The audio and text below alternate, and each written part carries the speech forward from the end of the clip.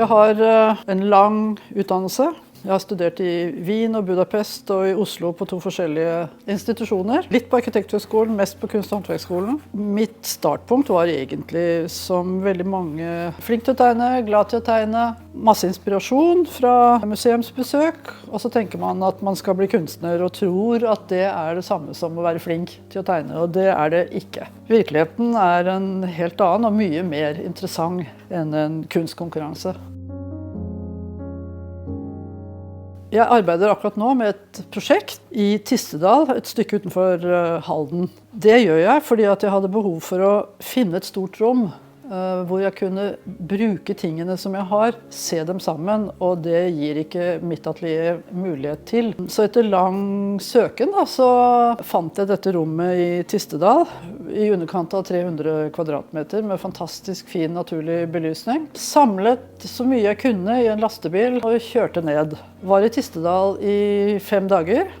Og hadde Guri Dahl, fotografen, både som medhjelper og som fotograf selvfølgelig. Og det var egentlig hele tanken, at jeg skulle dokumentere dette forsøket på å se ting i en annen kontekst. Men da jeg så resultatet som foto og hadde litt tid til å tenke, så bestemte jeg meg for å prøve å lage en ordentlig utstilling i dette rommet. Så nå arbeider jeg frem mot det. Det blir en utstilling med både tredimensjonale og todimensjonale arbeider. Jeg har laget et parallellprosjekt, og det er en annonseserie på egentlig 4 annonser i Klassekampen. Jeg kaller det en kampanje. Jeg tenkte at jeg må kunne orientere litt om prosjektet, og kommer til å levere 3 helsider til Klassekampen, som orienterer både om prosjektet og om noen tanker som jeg har om kunstlivet generelt.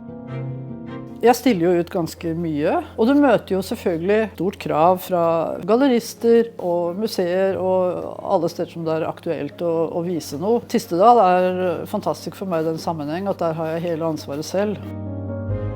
Det som er problemet nå etter hvert, synes jeg, er at kunstlivet er blitt veldig kommersialisert, og spesielt med den nye bruken av algoritmer for å først finne frem til et stort publikum, fordi det å få store besøkstall og økonomi, det kommer før en kvalitetsdebatt er oppe og gjennomført. Som kunstner så kan du kanskje ha lyst til å spørre om ting, forstå debatten, men om hvorfor tingene skjer sånn som de skjer, sånn som åpningsutstillingen i Nasjonalgalleriet for eksempel, som på mange måter ikke ga et bilde av norsk samtidskunst i det hele tatt. Og man kan ikke diskutere med en algoritme. Når systemet ikke er transparent, så er det veldig problematisk og veldig lite demokratisk. Lover ikke godt for fremtiden. Men vi kan jo håpe det beste, at erfaringene gjør at man trer litt tilbake fra den type systemisk organisering av utstillinger. Fordi det er jo kunsten og kvaliteten som må være førende for det som skjer. Altså museene kan ikke være et popularitetsbarometer for ting som kanskje ikke holder høyeste kvalitet.